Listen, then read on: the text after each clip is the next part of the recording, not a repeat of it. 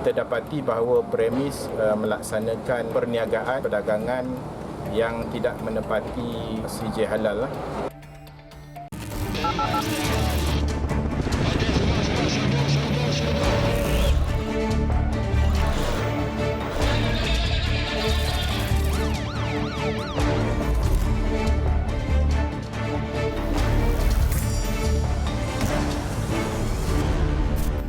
Assalamualaikum dan salam sejahtera. Seperti biasa, anda bersama saya Anim Izzati dalam 999 bagi merungkai kejadian jenayah terkini edisi 17 Mac 2020.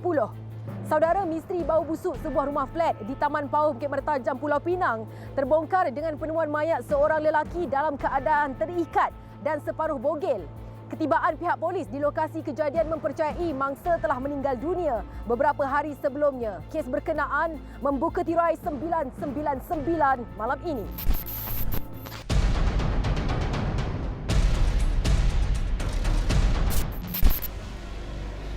Mangsa ditemukan maut dalam keadaan terlentang dengan kepalanya diserkup sarung bantal dan tangan serta kaki terikat wayar pada jam 9.45 malam.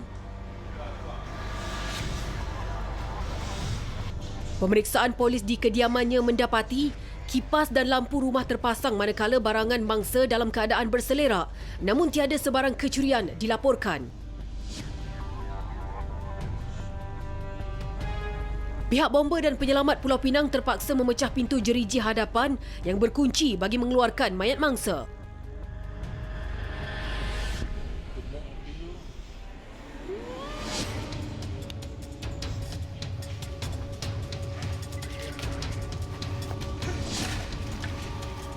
Mayat dibawa ke unit forensik Seberang Jaya untuk bedah siasat dan kes disiasat mengikut Seksyen 302 Kanun Keseksaan kerana membunuh.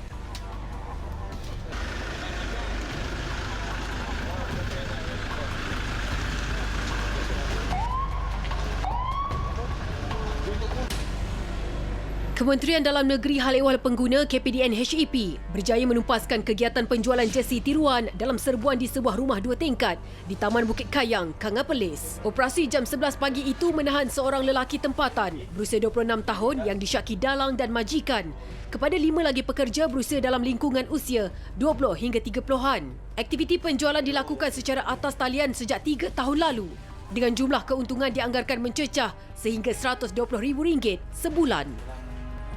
Dari segi bayaran tu macam mana? Bayaran gaji? Bayaran gaji tunai. Tunai? Oh, bank in transfer lah. Itu.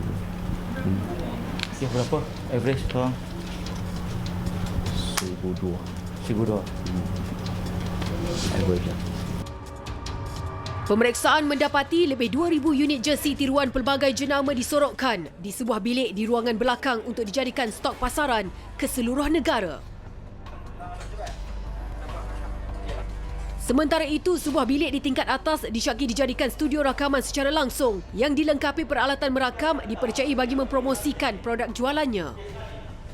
Operasi dijalankan selepas hampir sebulan risikan dibuat. Sejurus suspek mendedahkan dirinya di laman sosial. Difahamkan dia bekalan tu dapat daripada China tu dengan harga dalam 15 hingga RM20 dan dia akan jual selai 20 hingga 1. Bergantung kepada permintaan, letak number dan sebagainya. Tagging dan sebagainya mungkin mahal sikit lah. Sebab dia ada dia punya hot press di tangan, nama, nombor dan sebagainya memang akan cecah 100 lebih. Nilai keseluruhan rampasan termasuk mesin pencetak logo dianggarkan lebih RM180,000. Kes disiasat mengikut Seksyen 102-1-C Akta Cap Dagangan 2019.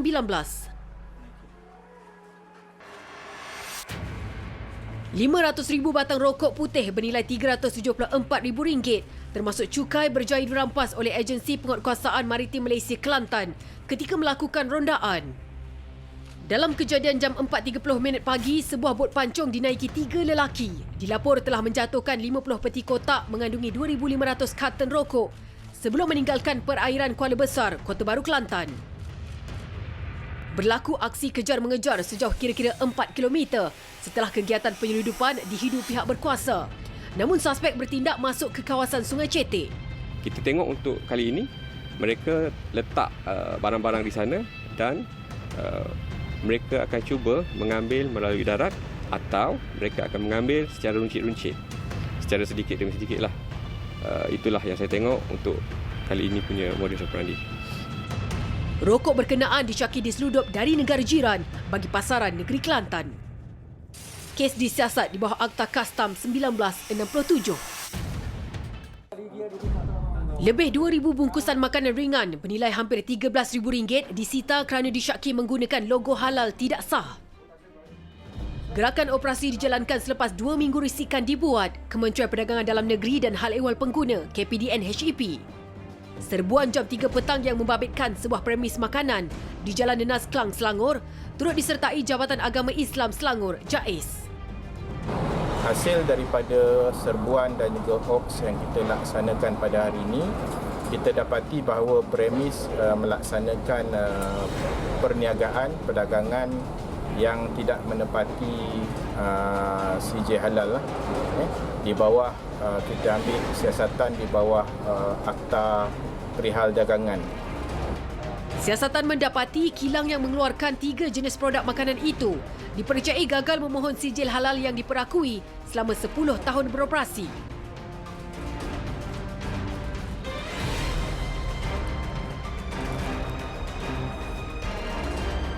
Kita nasihatkan kepada pengguna di luar sana agar mereka pengguna-pengguna peka terhadap sijil ataupun logo halal yang tertera di pack-pack ataupun di bungkusan makanan tersebut.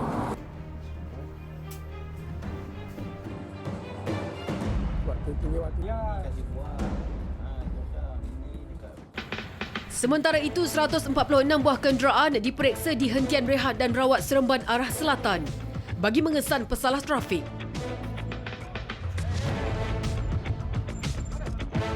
Operasi ini disertai seorang pegawai dan 19 anggota dari Jabatan Siasatan dan Penguatkuasaan Trafik Bukit Aman Zon Tengah B.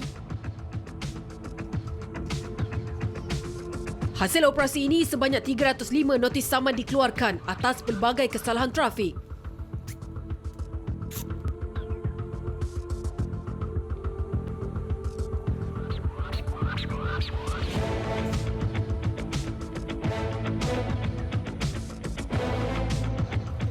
Manakala seorang lelaki ditahan kerana menggunakan nombor pendaftaran palsu. Suspek kemudian dibawa ke Ibu Pejabat Polis Daerah Nilai untuk disiasat di bawah Seksyen 108 Akta Pengangkutan Jalan 1987.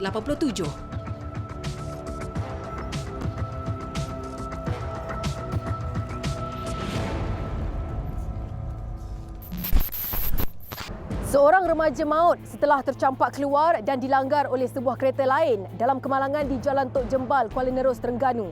Ketika kejadian, mangsa dilapor membonceng motosikal berkuasa tinggi yang ditunggang rakannya. Insiden yang membabitkan 3 kenderaan dalam tragedi 999.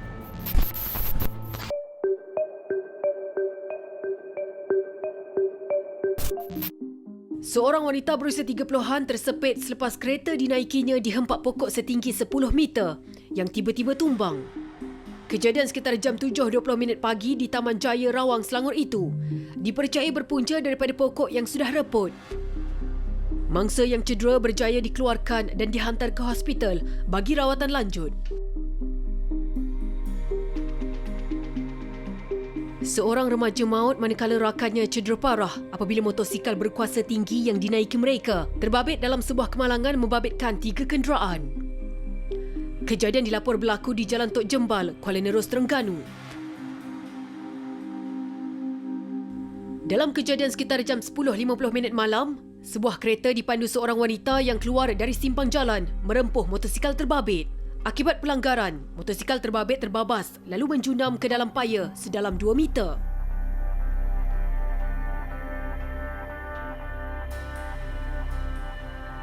Kedua-dua mangsa tercampak manakala pembonceng motosikal berusia 15 tahun dilanggar sebuah kereta lain dari arah bertentangan. Mangsa meninggal dunia di tempat kejadian akibat kecederaan parah. Penunggang motosikal yang cedera dibawa ke hospital untuk rawatan lanjut.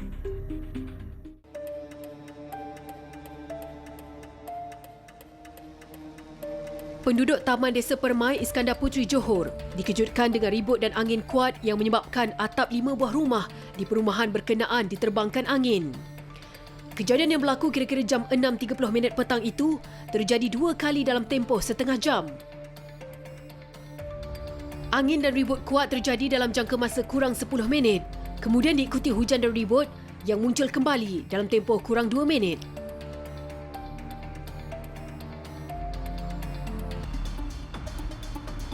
Bagaimanapun, tiada individu yang dilaporkan cedera akibat kejadian berkenaan.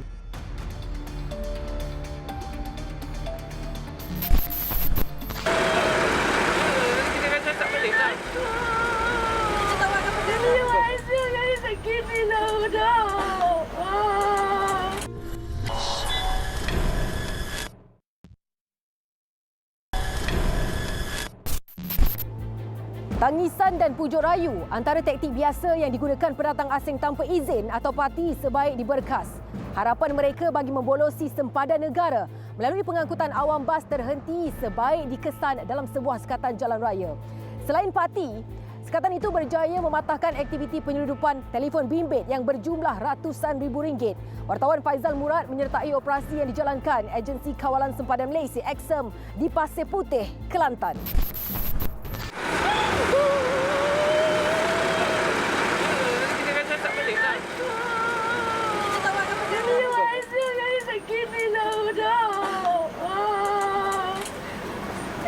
Dan mereka menaiki satu bas ni dan kesemua mereka adalah warga negara asing yang tidak memiliki sebarang dokumen pengenalan diri.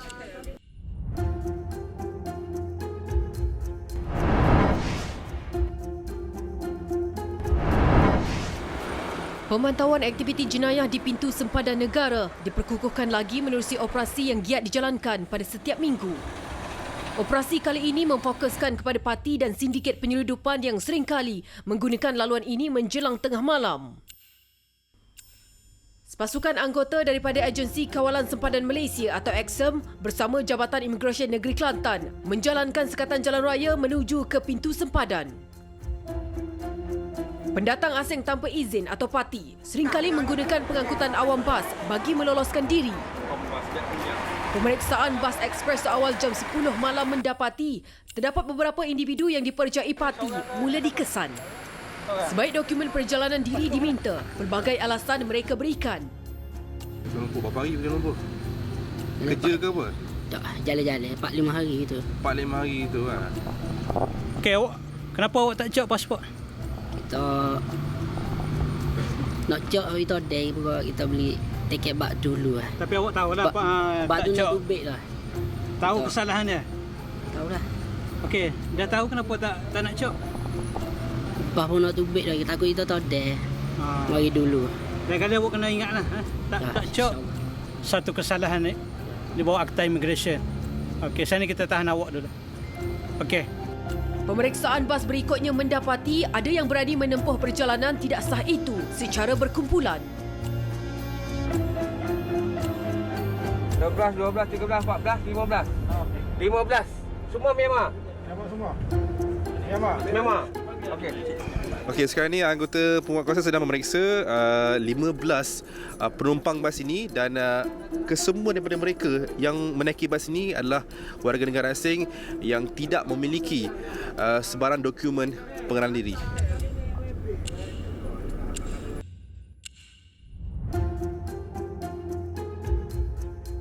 Tangkapan ini membongkar taktik licik parti yang melantik seorang wakil bagi menguruskan perjalanan mereka termasuk urusan pembelian tiket. Esko pasti emas. Membuka biar aku. Mereka dipercayai masuk ke negara ini bagi mendapatkan peluang pekerjaan. Bas seterusnya membawa kepada penahanan seorang wanita yang gagal menunjukkan sebarang bukti pengenalan diri. Terkejut dengan kehadiran pihak berkuasa, wanita berusia 19 tahun ini menangis sebelum merayu dilepaskan. Oh, kena dokumen je. Nanti kita akan catat balik lah. Kita tahu apa pendapat. Kita tanya kalau ada dokumen nanti kita lepas balik awak. Mana? Tak boleh apa ni. Kita tanya sekejap je. Kalau awak betul awak saya takut. Hasil soal siasat mendapati, wanita ini mengakui tidak pernah didaftarkan kelahirannya oleh bapa yang juga warga asing. Namun dia telah menetap di Malaysia sejak dilahirkan dan memohon bukti sokongan daripada keluarganya yang menetap di Johor. Dah cari, saya oyak molek dah ni. Awak oyak ke nenek awak gitu. Ya tak saya gambar, ya nak dokumen tu, ya nak tengok depan-depan file tu. Tak, kalau tak nangis pun tak ada guna, akan ada di sini. Hari sini mula, panggil ya nak dalam tu. Bagi apa dia? Nak balik. Apa ayo gini? Gini lah dah. Walau bagaimanapun, dia kemudian dibawa ke Pejabat Imigresen Negeri Kelantan untuk siasatan lanjut. Selain bas, turut diperiksa termasuk kereta yang meragukan pihak berkuasa. Pemeriksaan ini dijalankan bagi mengesan pemandu dan penumpang yang mungkin menjalankan aktiviti penyeludupan. Kereta jenis SUV yang dinaiki oleh dua lelaki ini pada awalnya ditahan kerana tidak mempamerkan cukai jalan. Hasil pemeriksaan lanjut ke atas mereka mendapati beberapa bungkusan beg yang berisi alat komunikasi dan laptop disorok di bahagian tempat duduk penumpang dan bonet kereta. Sewaktu pemeriksaan awal terhadap kenderaan ini mendapati pemandunya gagal menunjukkan sebarang rotek yang menunjukkan dia membawa kenderaan ini dalam keadaan sah, dan sebab pemeriksaan di bahagian belakang kenderaan ini menemukan saya boleh kira ratusan ke ribuan handphone pelbagai jenama yang saya tidak tahu status dia macam mana. Namun pemeriksaan lanjut akan jalankan untuk mengesahkan identiti siapakah dua orang lelaki yang memandu kenderaan ini tadi. Pada awalnya, kedua lelaki ini mengakui mempunyai lesen membawa muatan yang sah. Namun kegagalan mereka mempamerkan sebarang dokumen ketika tangkapan meragukan pihak berkuasa. PJ punya, I minta tentangnya dekat PJ sana. Dia kata kalau I pakai Singapore punya license, I boleh drive dekat Singapore. Okay, and then identity kereta, rotek semua macam mana? Actually kalau nak kan I boleh ada soft copy lah, tapi I tak ada hard copy dekat sini. Okay, so kereta daripada mana? Kereta dari Singapore. Singapore? Yes. So you daripada Singapore? I keluar dari Singapore. Handphone daripada mana? Handphone dari Johor. Dari Johor? Yes. You ambil phone dekat Johor? Yes. You bawa pergi mana? Bawa pergi dekat Kota Baru. Kota Baru? Yes. So Kota Baru you jual ke macam mana? I tak jual, I tolong bawa saja. Tolong bawa? Yes. Tolong bawa, you letak dekat mana? You jual dekat siapa? I tak jual, I pass dekat customer saja. Customer? Kes diserahkan kepada Jabatan Kastam Diraja Malaysia untuk tindakan lanjut. 4 jam operasi, lebih 100 orang diperiksa. Daripada jumlah itu, seramai 40 ditahan atas pelbagai kesalahan, termasuk tidak memiliki pasport dan pas lawatan sosial tamat tempoh. Buat penguatkuasaan ini untuk mengekang daripada keluar masuknya barang-barang yang tidak bercukai dan bercukai apa semua. Kadang-kadang benda ni kita tidak tahu sebenarnya. Untuk pengoperasian malam ni dikira memang rasa untuk pertama tahun ni adalah pembukaan yang amat berjaya. Daripada segi Axim sendiri menjalankan operasi, kita tidak jangka, tapi bila berlakunya operasi tersebut, kejayaan-kejayaan macam parti dengan barang-barang apa semua, dan kita boleh bawa sekali dengan tahan satu bas, itu dia kira amat berjaya. Operasi pada malam ni berakhir pada jam 12 tengah malam, dan pelbagai kes berjaya dikesan oleh dua agensi ini, iaitu Jabatan Imigresen Malaysia dan juga Agensi Kawalan Sempadan Malaysia atau AXIM.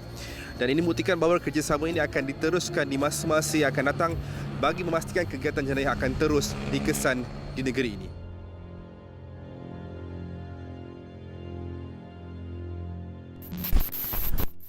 Dua lokasi memproses dan menjual minyak gaharu secara haram diserbu pihak berkuasa di Kota Tinggi, Johor Bahru. Kegiatan dipercayai telah pun beroperasi sejak 15 tahun lalu. Perinciannya dalam rangkuman kejadian jenayah Seminggu 999.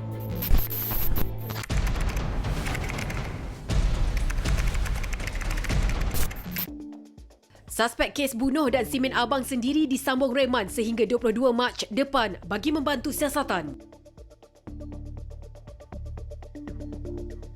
Dalam kejadian di Kampung Padang Hassan, Alor Star Kedah,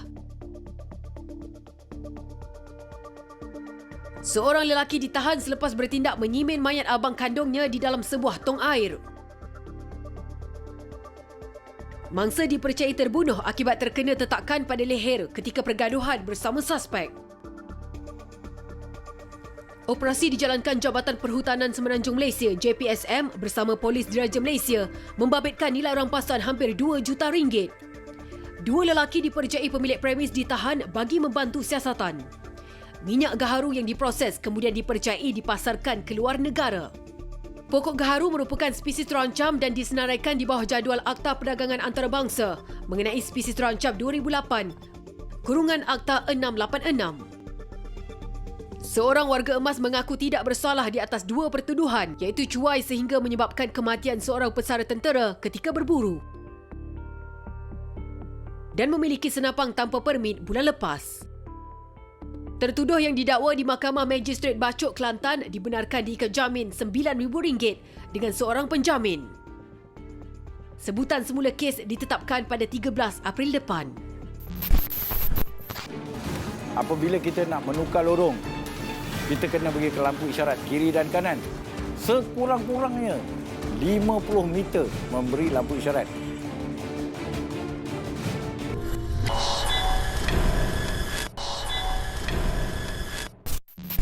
Tiga remaja sanggup mempertaruhkan nyawa dengan terjun ke dalam sungai sebaik lokasi yang dipercayai pot pembungkusan dan pengedaran dadah diserbu.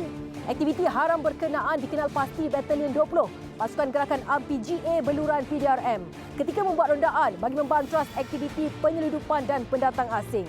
Operasi yang berlaku di Sandakan Sabah itu turut disertai wartawan Nur Izzati Lokman.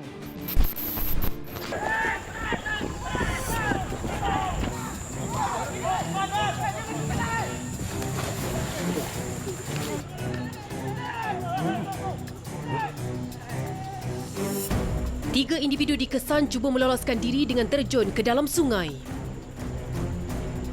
Namun tindakan mereka hanya sia-sia apabila pihak Batalion 20 pasukan gerakan RPGA Beluran Polis Diraja Malaysia yang sudah membuat kepungan lebih awal menggagalkan cubaan itu.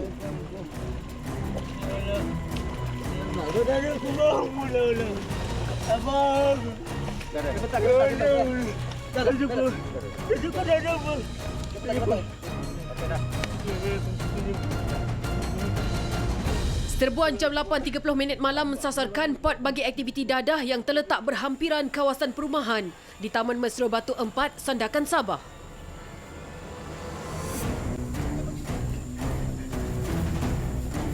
Siasatan awal mendapati dua daripada tiga remaja yang ditahan tidak memiliki dokumen pengenalan diri, dipercayai pendatang asing tanpa izin.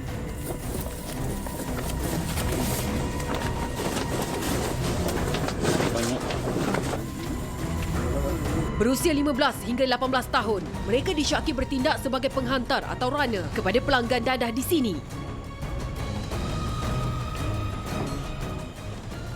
Wah, ada ambil dadah? Kami dengan cari dia. Dengan kawan kita kalau kita ikut tengok di dalam itu kita dapat RM10, RM5. Berapa lama dah dijadikan oleh PTI untuk ataupun pendatang asing ini untuk buat jadi pot dadah ni? Kalau dilihat pada kawasan ini memang dah agak lama sebenarnya menjadi tempat pengedaran sabu dan tempat menghisap sabu lah. So yang kita kena pasti secara jelasnya ikut pada maklumat risikan beberapa bulan yang lepas sehinggalah hari ini kita jalankan satu operasi. Sebenarnya tujuan operasi kita untuk membantras pendaratan PTI dan penyeludupan rokok dan arak yang menggunakan laluan sungai di kawasan sini. Tapi apabila kita datang untuk buat serbuan, kita jumpa pula sarang tenaga dadah ni dan terus kita jalankan serbuan.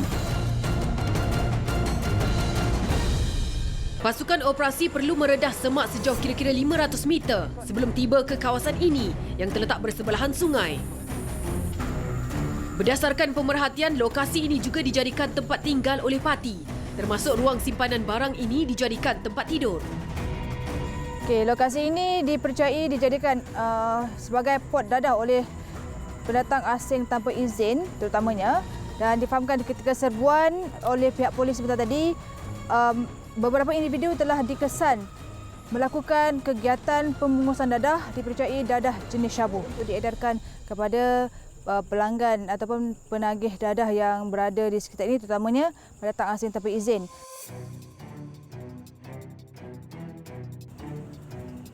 Sebelum itu, 2 parti telah ditahan di belakang blok perumahan. Dipercayai baru saja keluar dari mengambil bekalan dadah di kawasan Serbuan untuk edaran.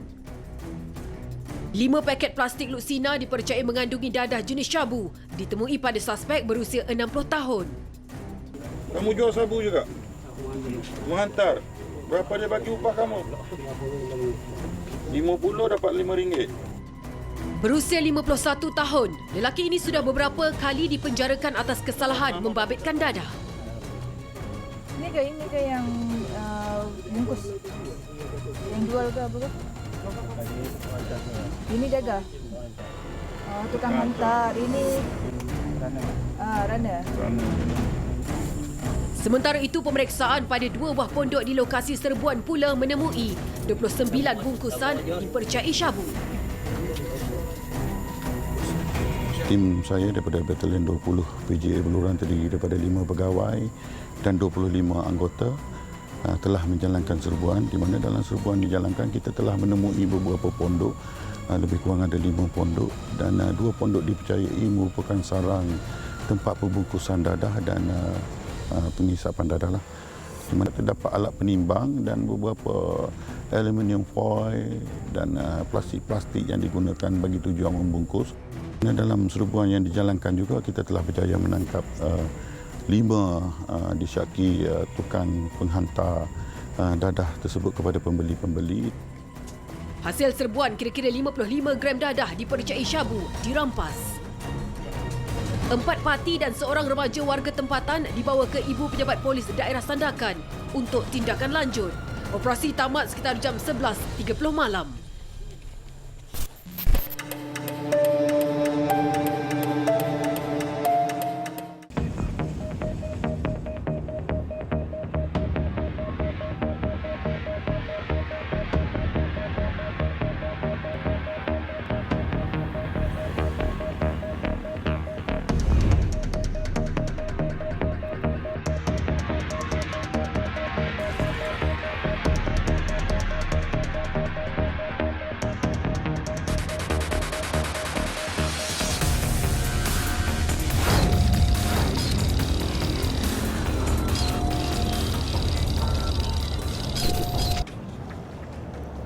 Rutin harian seorang penghantar makanan terencat apabila motosikal yang ditunggangnya merempuh sebuah kereta yang menukar laluan secara mengejut dari lorong paling kanan ke simpang susul keluar di sebelah kiri.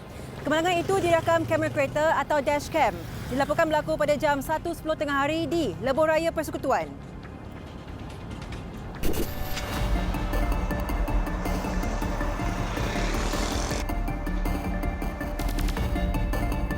Video yang berdurasi 1 minit itu mendapat lebih 300,000 tontonan di media sosial.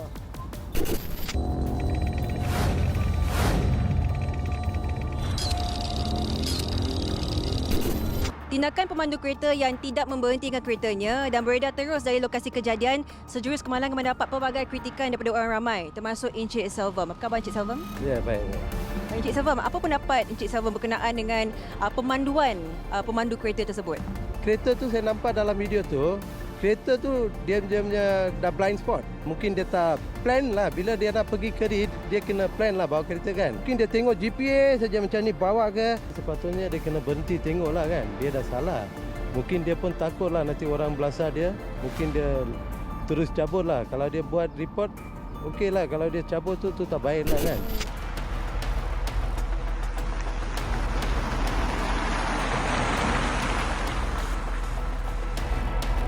Sebilangan netizen turut berpendapat bahawa lorong khas motosikal ini seharusnya digunakan oleh para penunggang untuk mengelakkan kemalangan sebegini.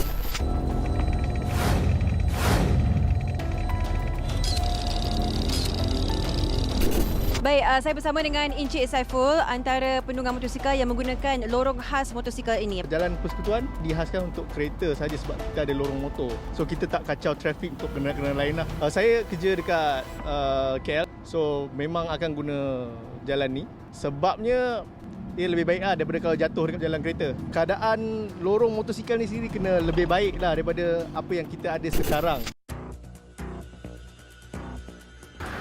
Penunggang motosikal dilaporkan berdepan dengan 80 hingga 85% lebih risiko berbanding dengan pengguna jalan raya lain. Pakar Pemanduan Dato' Engineer Muhammad Dalip mengulas berkenaan situasi ini.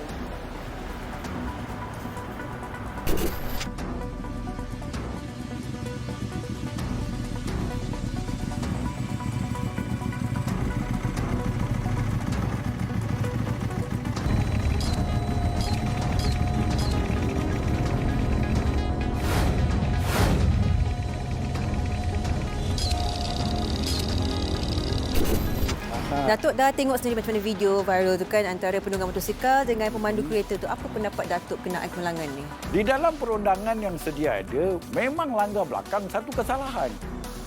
Tetapi menukar lorong tanpa lampu isyarat dan menukar lorong dengan terlindungnya sebuah kenderaan lain, macam mana keadaan penunggang motosikal itu? Sepatutnya semua pemandu dan penunggang mestilah berada dalam sikap sentiasa berhati-hati dan fokus ketika pemanduan. Apabila kita nak menukar lorong, kita kena bagi ke lampu isyarat kiri dan kanan. Apabila kita nak menukar sempang ke kiri atau sempang ke kanan, nak memasuki, sekurang-kurangnya 50 meter memberi lampu isyarat. Ia termasuk dalam buku KPP, Pembelajaran Pendidikan Pemanduan. Masa nak ambil lesen dulu dah diajar. Kenapa bila dapat lesen tak berlakukan? Oh, lesen dapat je, lesen to kill. That's dangerous. Jangan mengekori kenderaan lain terlalu hampir. Dalam undang-undang menyebut mesti 3 buah kereta depan mesti free. Kalau kita perhatikan jarak kemalangan yang berlaku tadi antara kereta dengan motosikal yang sampai, begitu dekat sekali jaraknya. Walaupun kereta tu tak cacat, mesti ada laporan tu. Penghantar makanan yang tercampak ke jalan raya itu kini dirawat di Pusat Perubatan Universiti Malaya kerana mengalami kecederaan parah di kepala dan bahu. Manakala pemandu itu kini dijejaki untuk disiasat di bawah Seksyen 42-1 Akta Pengangkutan Jalan 1987. Lah risiko lah bawa ni. Kita tak buat apa, kita cuma cari makan, cari halal kita nak belah nak beli je. Ikutlah, tu kerja mereka, mereka nak sama, nak main je lah.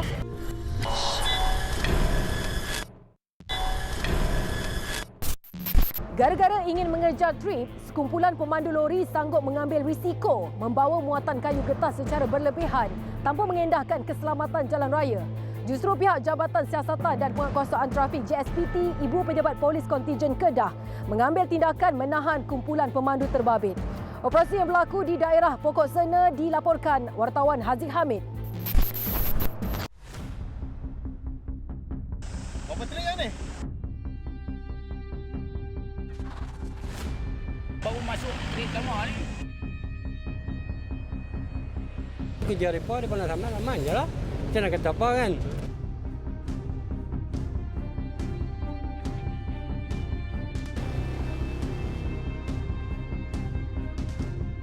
Sebelum operasi dijalankan, kru 999 bersama 2 pegawai Jabatan Siasatan dan Penguatkuasaan Trafik JSPT, Ibu Pejabat Polis Kontijen Kedah melakukan tinjauan di sekitar laluan jalan raya yang kerap digunakan pemandu lori. Jalan Kebun 500, Jabi, Padang Terap dan Pendang menjadi laluan alternatif bagi pemandu lori menuju ke kilang kayu di sekitar Pokok Sena, Alor-Star Kedah.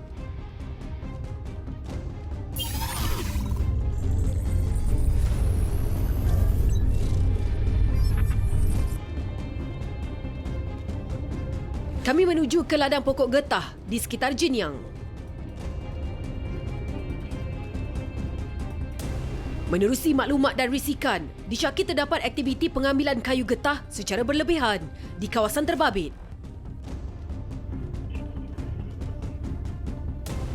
Berdasarkan perintipan kami mendapati lori ini sedang membawa muatan berat dan jika dapat lihat daripada jauh, muatan itu telah melanggar keselamatan dan spesifikasi yang telah ditetapkan oleh pihak polis trafik.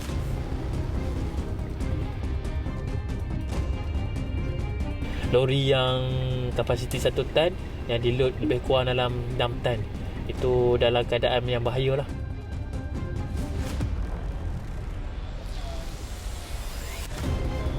Ekoran aduan orang awam, operasi kenderaan perdagangan mensasarkan lori membawa muatan kayu getah yang melanggar Akta Pengangkutan Jalan 1987.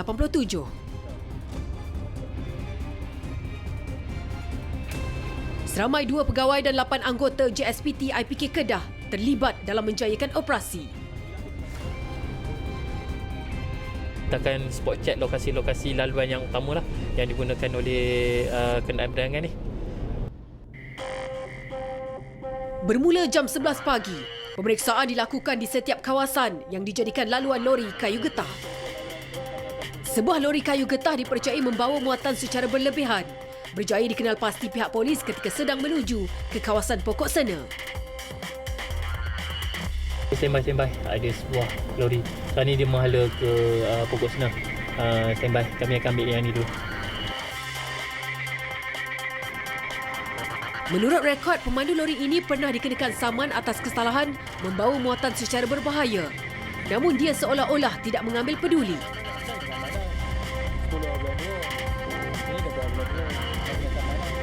Memanglah risiko lah bawa ni. Kita tak buat apa, kita cuma cari makan, cari halal kita nak belah nak bini kita. Ikutlah dia, tu kerja mereka, dia nak sama, main je lah. Kita nak kata apa kan. Selain kesalahan membawa muatan secara berbahaya, dia juga gagal mempamerkan lesen memandu dan segitiga keselamatan. Trik lah, cik dapat ni. Bawa trik pertama. Bawa satu lah.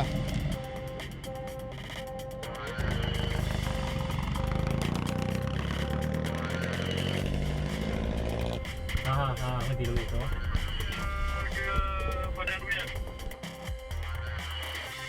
Mereka diberi upah sebanyak RM50 bagi setiap penghantaran dan mampu meraih sebanyak RM300 dalam masa sehari.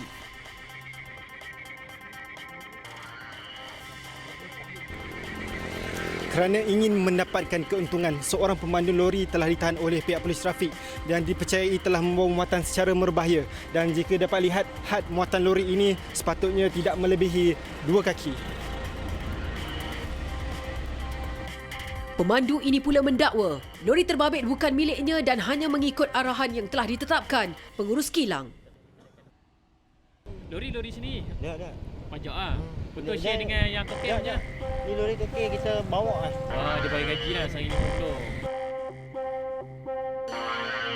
Yang lebih kecil ni sebenarnya lagi bahaya. Sebab bila keadaan dia di jalan raya tak stabil, dia yang kecil ni akan jatuh, boleh kena kenderaan dan juga kepada orang awam lah. Ternyata kesemua pemandu lori yang telah disaman ini di bawah pengurusan satu syarikat yang sama dan difahamkan mereka bebas menetapkan kadar timbangan berat pada setiap penghantaran. Hasil operasi selama hampir 3 jam, 8 buah lori berjaya ditahan. Antara kesalahan yang dikenakan tindakan termasuk membawa muatan secara berbahaya, tayar botak dan tiada cukai jalan serta insurans. Berapa trik ni?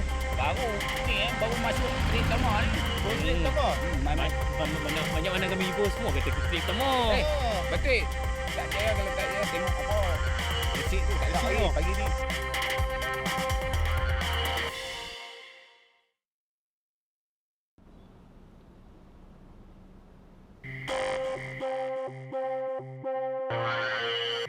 Menurut Ketua Jabatan Siasatan dan Penguatkuasaan Trafik IPK Kedah, Superintendent Chua Siong Lim, statistik tahun ini menunjukkan sebanyak 323 saman telah dikeluarkan terhadap kenderaan perdagangan atas pelbagai kesalahan. Walaupun pihak polis atau JPJ telah mengambil tindakan saman, tapi masih lagi degil ataupun dikatakan pemandu tegas, masih lagi tidak mengubah sikap. So saya harap mereka sedar tujuan polis ambil tindakan bukan setakat untuk mendenda tetapi mendidik demi menjaga keselamatan pengguna jalan raya yang lain. Operasi kenderaan perdagangan akan dijalankan secara berkala bagi membantras pemandu lori yang melanggar Akta Pengangkutan Jalan 1987. Operasi tamat pada jam 1.30 petang.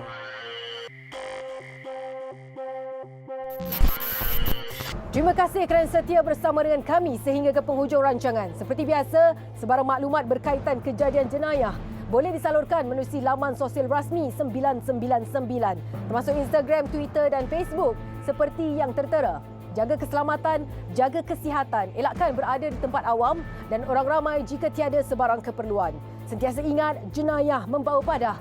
Dengan itu saya Ani Mizati, mewakili tim penerbitan 999 mengucapkan Assalamualaikum dan selamat malam. Kita jumpa lagi di minggu hadapan dengan pelbagai kupasan jenayah di dalam negara.